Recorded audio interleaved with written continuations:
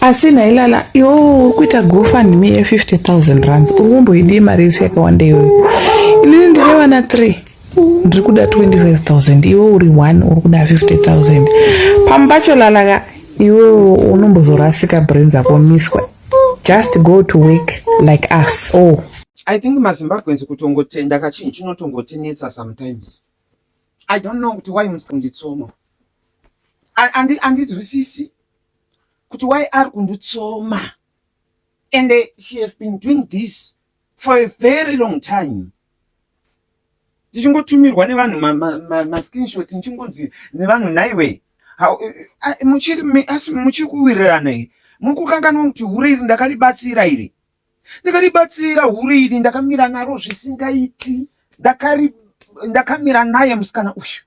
Zvekutodaro ndikauya palive ndikatokwira nekumapeji kwakoko ndichimudini ndakamubatawo mapendekete ndichimunzwira. Ndikamira naye social media yese iri against her. And you people, you know guys. Ndikaindoza kuti vanhu vamubatsire, ndikati ndipe mangi, ndikaindoza pamalive angu kuti vanhu vamubatsire. But I don't know why all of a sudden andina kumborwa newe, andina kumbotukana newe, andisati ndakambotaura anything bad pamusoro pako. Ever since I don't talk about you. I don't just come on your page just because mostly unenge uchingotaura zvechikomba chako ichi. Uchingotaura zvechocho zvino inangu handikwanisi kurelata naizvozvo nekuti tese isu takatongorambwawo nezvikomba zvedu takaitwa sei zvimwe takarambawo. Whatever that happened and we move on. I cannot keep on kungoramba nchingonzwa kuti Chuck Norris this Chuck Norris. Obaita unga ive nemboro yegoridhe. Woita unga anga akatakura aitunda ngoda. Kuita unga aitunda shuga uchi. Aitunda zvose nema-ice cream. Saka ndisingauye kupeji kwako. Zvino I didn't know kuti this is ndo patave apa. No wonder everyone was against you. Do you know what I was blaming people? Why guys? Achitwa rafu muskana uyu. Achitwa rafu panipa social. And you know guys. But why? Why? What have I done wrong to you? What exactly do you want from me? You are doing your life, you are doing your things. I don't need you. You don't need me. I just thought maybe we are just going to have that boundaries ekungotaiwa yakakumirirawo something that you know very well kuti you cannot do kana dai anga ari inini. You know that.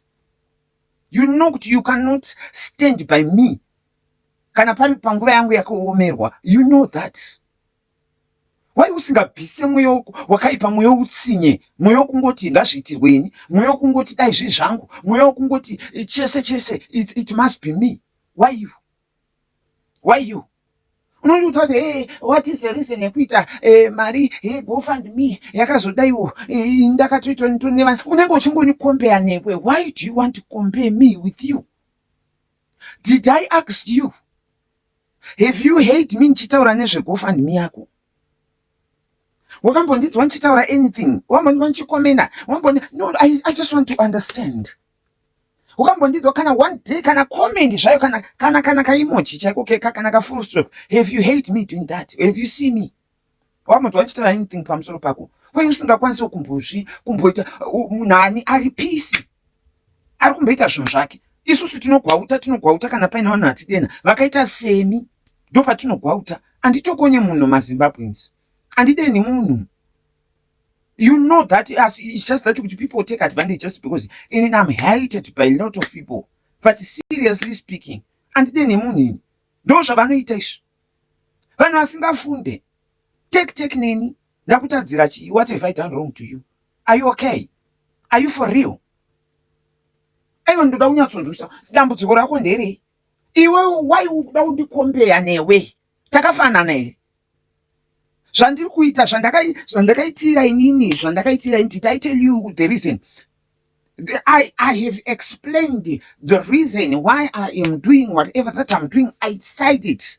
And if you come and ask me my question that zvandakataura, uri kuda kuti ndikuchitanga ndikuexplaina urani iwe? Kuda ndiuye ndikutaurira kuti urani? Unobisa mari, godo, kuipirwa, kurwadziwa, utsinye. kuti ndiri kukuvinga. Musazondiblame imi comment section. Ndiri kukuvinga. Mira. Manje. Ndiri kukuvinga. Idiot. Sundu.